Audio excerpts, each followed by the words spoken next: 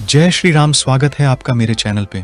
Kumaon regiment की बहादुरी के किस्से जब जब कहे जाएंगे उनमें मेजर सोमनाथ शर्मा का नाम जरूर आएगा। उनके हौसले और जज्बे ने पाक घुसपैठियों कबायलियों के नापाक इरादों को पस्त कर दिया था। सोमनाथ शर्मा का जन्म 31 जनवरी 1923 को हिमाचल प्रदेश के कांगड़ा जिले के दद्द में हुआ था। उनके परिवार में फौजी संस्कृति एक परंपरा के रूप में चलती रही थी। मेजर शर्मा का पूरा परिवार सेना में थे। मेजर सोमनाथ शर्मा के पिता मेजर जनरल अमरनाथ शर्मा भी भारतीय सेना के आर्मी मेडिकल कोर में थे।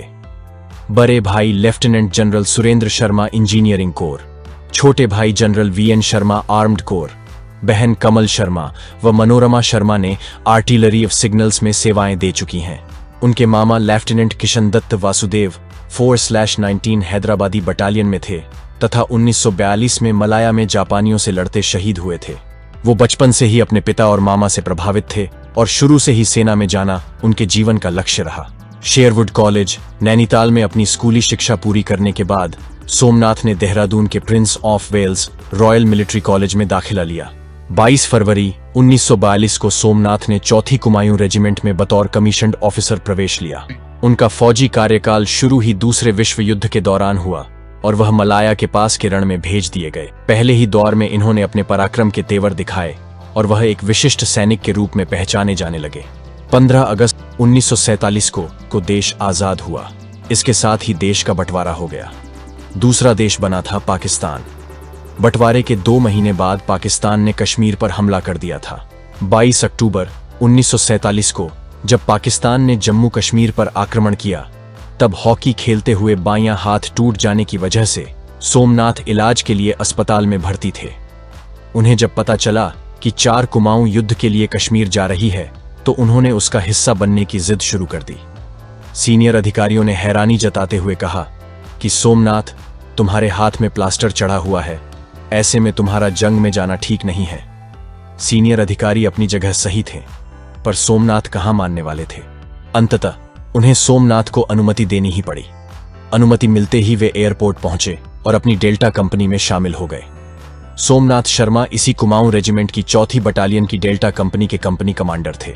3 नवंबर 1947 को मेजर सोमनाथ शर्मा की टुकड़ी को कश्मीर घाटी के बदगाम मोर्चे पर जाने का हुक्म दिया गया। 3 नवंबर को प्रकाश की पहली किरण से पहले मेजर सोमनाथ बदगाम जा पहुंचे। उत्तरी दिशा में उन्होंने दिन के 11 बजे तक अपनी टुकड़ी तैनात कर दी।